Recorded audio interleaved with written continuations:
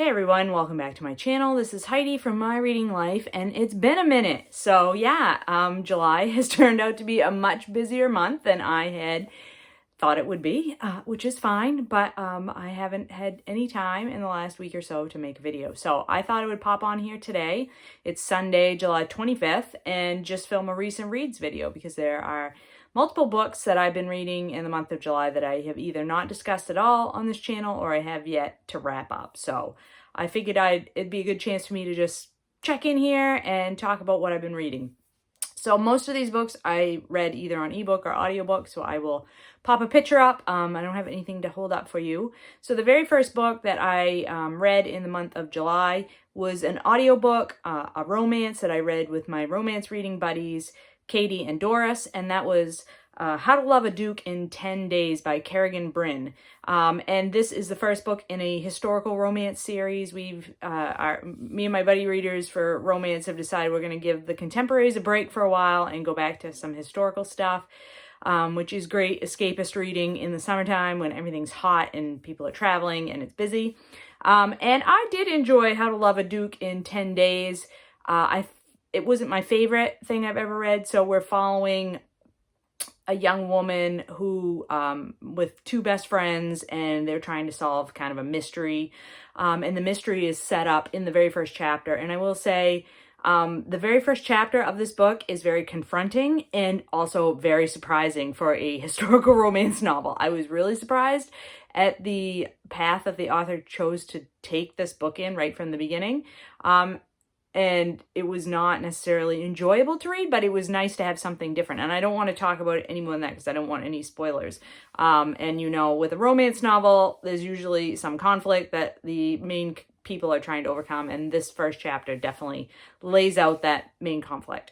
So in the course of trying to unravel this mystery, our main character and her best friends, they encounter a duke, of course. And the duke is a very hyper-masculine type of a character. I believe he's Scottish, if I remember correctly. And I never remember main characters' names, and I finished this at the beginning of July, so you're just gonna have to bear with me. Anyway, the young woman who is the main character, the heroine, is a archaeologist, and I loved learning about her career and how she got there.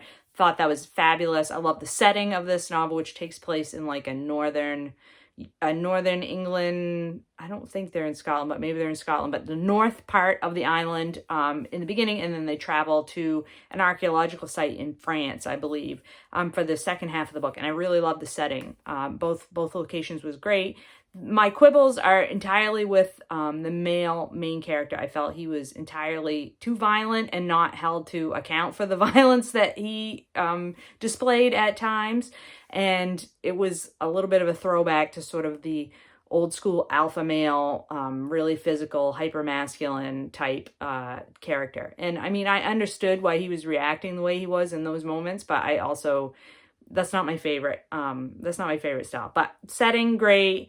The way that the conflict was set up, great. A little bit over the top and melodramatic in places, but that's fine. I enjoy that in a romance novel. So that was How to Love a Duke in 10 Days.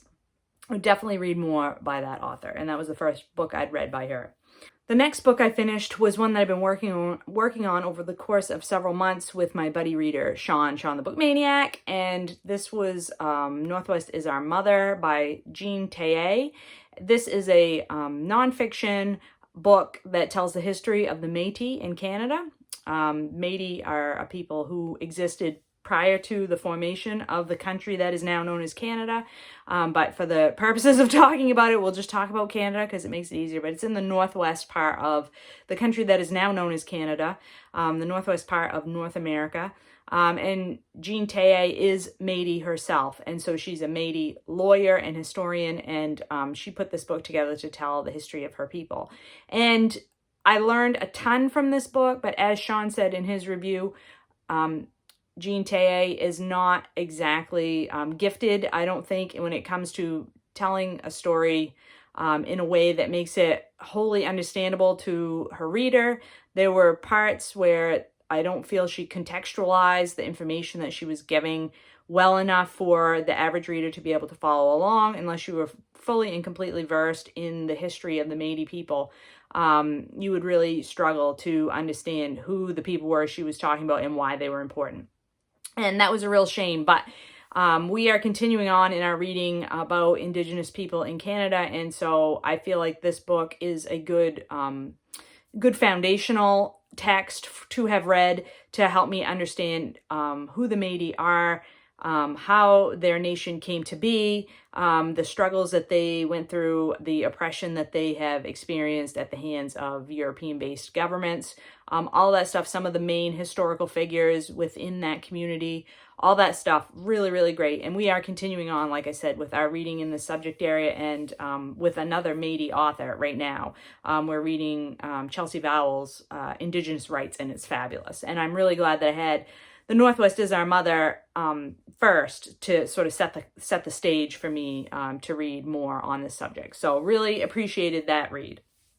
Then I finished the audiobook of Augustown by Kei Miller, and I specifically, I had the book in hard copy, but I specifically listened to it on audiobook on the recommendation of Karen and Doris, because they both had said it was an excellent audiobook, and it truly, truly was. If you're interested in reading more Caribbean literature, I would highly recommend that you pick up this book, and please do try it on audiobook, because the narrator does such a good job with the intonation and the accents and everything. And I just got so much more out of this book by listening to it on audio.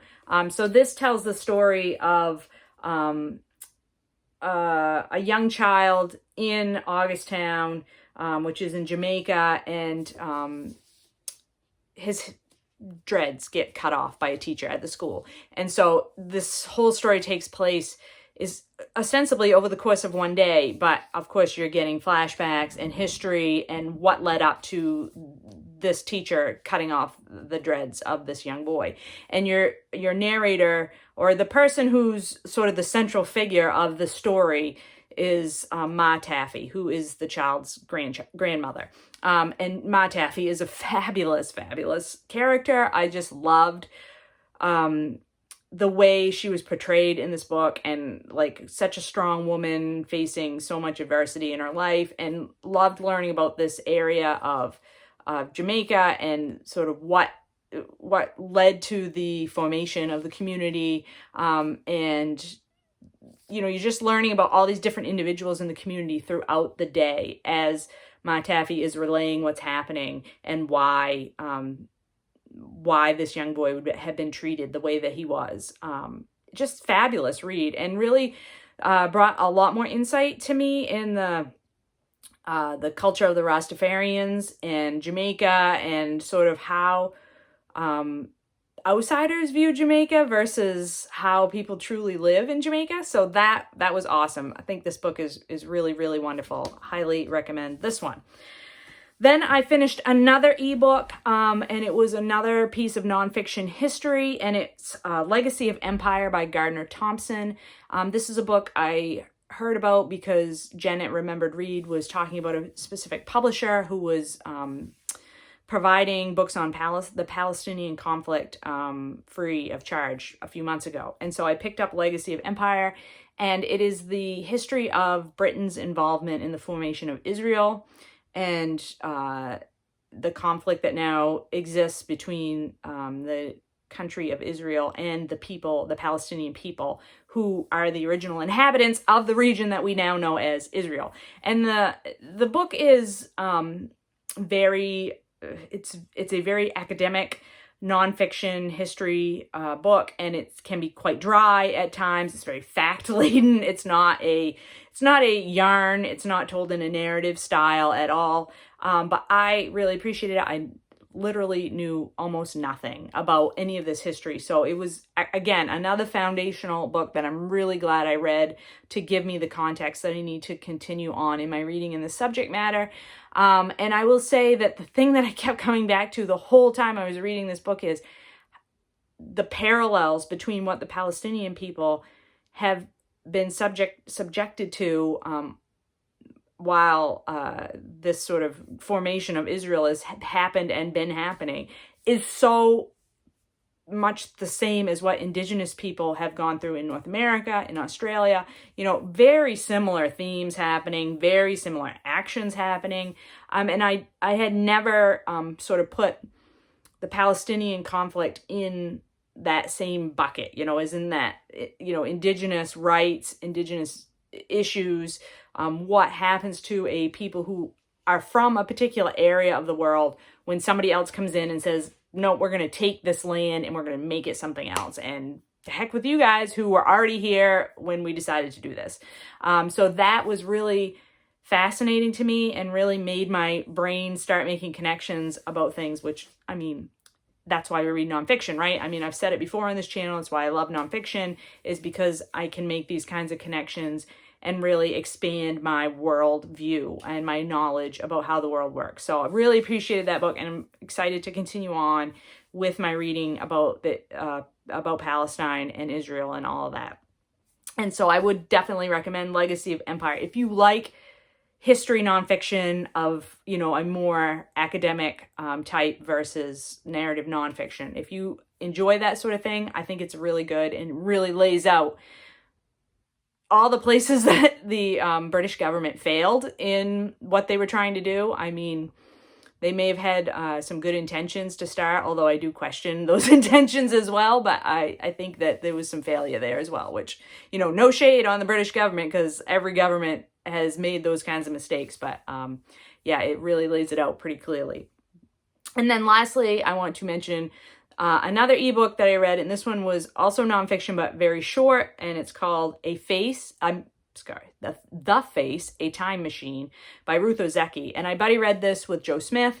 Joe and I have been trying to read all of Ruth Ozeki's backlog of books. She doesn't have very many, so we were reading all of her currently published books and anticipate buddy reading her book that's due to come out this fall, very much anticipating that. That will be another novel, I believe.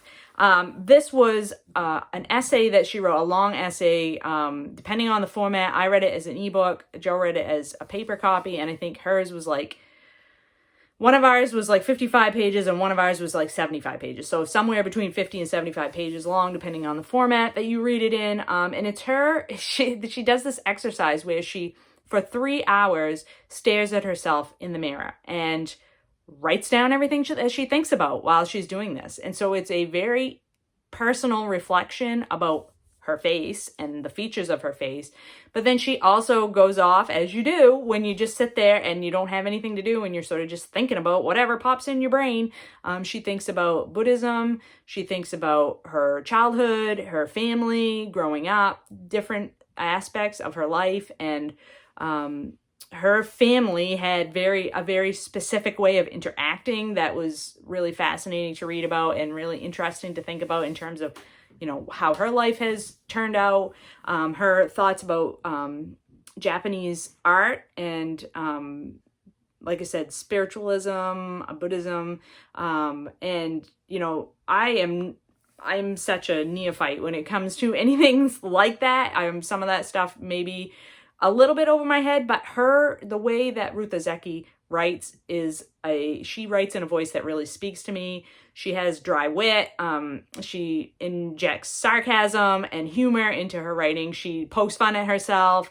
You know, she doesn't take herself too seriously, but she can also write about serious things with empathy and compassion and really convey the history of something in such a clear way to you. So I just love Ruth Ozeki's writing. You guys know that from how I've talked about her fiction in the past. And so I was wondering how I would get on with her nonfiction, because her fiction does incorporate really nonfiction aspects. I think especially like The Year of Meats really had some sections that almost read like essays to me in that book. And so I wondered how I would like her straight nonfiction writing, and I loved it.